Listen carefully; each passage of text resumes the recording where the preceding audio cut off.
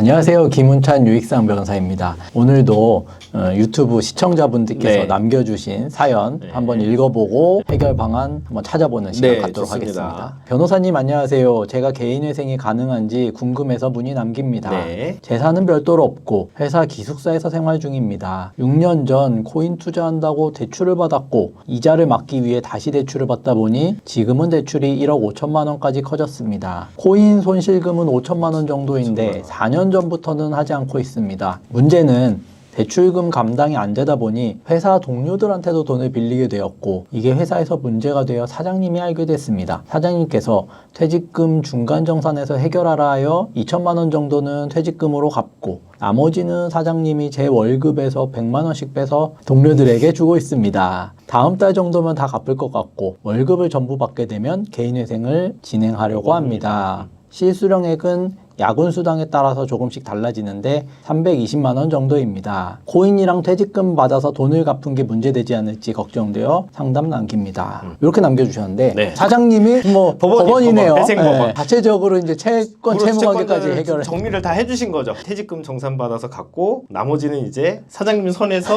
지금 변제를 해주고 계신 거죠. 아 이거는 쟁점이 사실 좀 많을 것 같은데 네, 일단 하나씩 네. 한번 한번 뜯어서 해보시죠. 네. 네, 살펴보겠습니다. 일단은 제일 간단한 것부터 네. 가보겠습니다. 일단 4년 전 코인 투자 청산가치에 반영이 될까? 될까? 이제 이 부분부터 6년 전에 하셨고 4년 전에 전까지 한 것 그만두셨다. 같아요. 그렇죠. 한 2년 정도 하신 것 같고 관할이 일단 중요하겠죠. 뭐 회생법원 같은 경우는 코인 손실금 청산가치 반영하지 않으니까 그렇게 넘어가도 될 것 같은데 그렇지 않은 경우는 또 이제 보정이 나올 수가 있는데 이제 통상 거래 기록을 보는 것을 2년 정도를 보기 때문에 네. 재판부에 따라서는 3년 보는 경우도 있습니다만 4년 이전의 기록이라면은 그 회생 절차에서 뭐 문제되지 않을 것 같고 청산가치에 잡히지 않을 것 같다. 그래서 요 코인 손실금 자체가 어떤 청산가치에 들어와서 어떤 변제금에 영향을 줄 가능성은 희박하다. 이렇게 좀 판단할 수 있을 것 같아요. 그러니까 회생법원이면 애초에 반영하지 않고 일부 지방법원들은 반영한다 하더라도 그 내역 자체를 1, 2년 정도 보니까 훨씬 이전이니까 잡히지 않을 거다. 네. 그러면 요게 사실은 좀 제일 복잡하고 그렇죠. 어려운데 퇴직금, 퇴직금 급여 중에 네. 100만 원을 동료들에게 이제 변제하셨다. 네. 이 특히나 이제 사장님이 그런 식으로 하신 거잖아요. 그렇죠. 이거 편파 변제 가능성이나 뭐 문제가 없을까요? 퇴직금 중간 정산 2천만 원을 받아서 그걸로 그 빌린 돈들을 그렇죠. 변제를 하신 거. 그다음에 월급에서 100만 원씩 사장님이 그냥 빼서 다른 직원들이죠. 직원들한테 주고 있는 거죠. 이거는요. 근데 사장님한테도 어떤 형사적인 문제가 없을까요? 노동법적인 일단 네. 이슈가 있을 것 같은데 그런 부분은 좀 차치하고 논외로 하고. 논외로 하고 근데 뭐 이분 입장에서는 뭐 갚아야 될 돈을 또 뭐 갚는 거니까 사장님이 여기서 수수료를 가져가진 않잖아요. 네. 그거 정산해주는 대가로 법원 입장에서 이런 속사정을 뭐 알 길이 없으니 그렇죠. 일단 적어도 2천만 원은 퇴직금 정산 받아서 주변 지인들한테 갚은 거니까 이거는 편파 변제로 보겠죠. 편파 변제다. 볼 거고 이게 지금 100만 원은 사장님 선에서 정산을 한 것 같거든요. 그러니까 소위 말하면 상계처리 같은 그런 개념일 것 같아요. 아니 근데 회사가 채권자가 아니고 아니죠.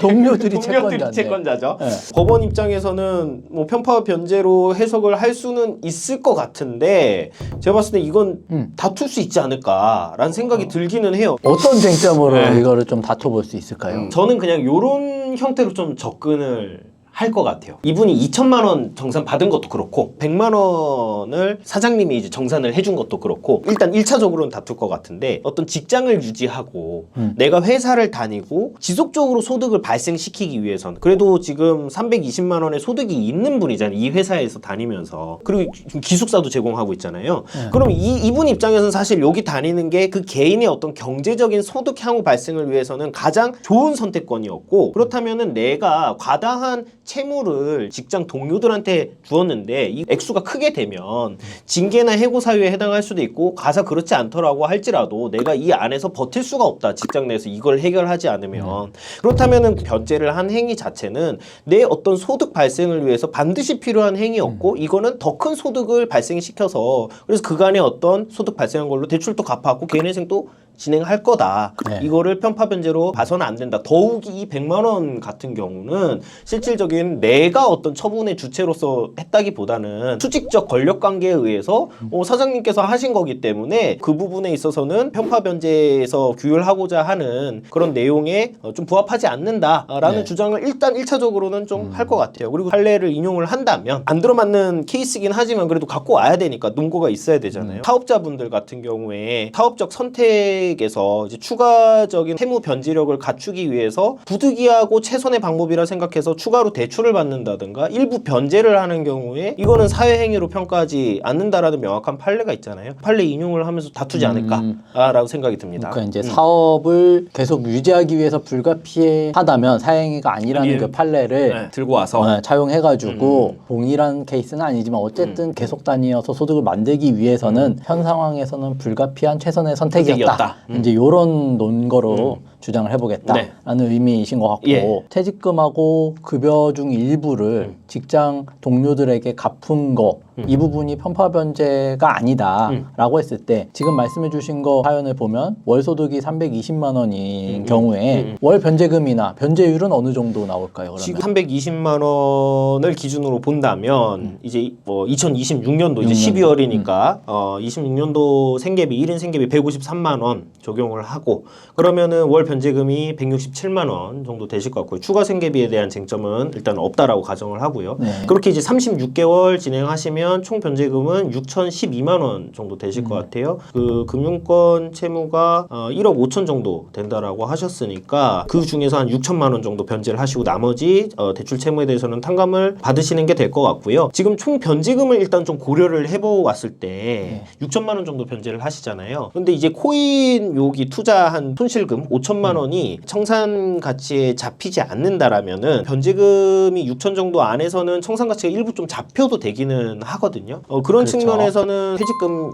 중도정산 받아서 변제한 부분이나 100만 원씩 이제 변제한 그런 내용들이 일부 좀 들어와도 개인회생 절차에는 좀 무관할 것 같고 제가 봤을 때 대략적으로 직장 분들한테 변제한 게 한 3천만 원 정도 되지 않을까 이렇게 생각이 들어서 지금 내용으로 봤을 때는 뭐 저거 들어와도 개인회생 진행에 문제는 없으시겠네요. 그러면 변제율은 그래서 최종적으로 어느 변제율은 정도 대략적으로 한 40% 정도 나오게 될 것 같습니다. 총 변제금이 6천만 원 정도이니 재산이 없다는 가정하에 일정 부분 한 5천만 원 정도까지 편파 변제다라고 해서 가상의 청산 가치가 잡히더라도 변제금이나 변제율에는 큰 영향은 없을 것 같다. 없을 것 같다. 혹 변제한 금액이 더 커져서 만약에 청산 가치가 더 크게 잡힌다라고 하면 그때는 이제 조금 달라질 수는 있겠네요. 오늘 요 사연은 이렇게 여기까지. 마무리하도록 하겠습니다. 감사합니다. 감사합니다.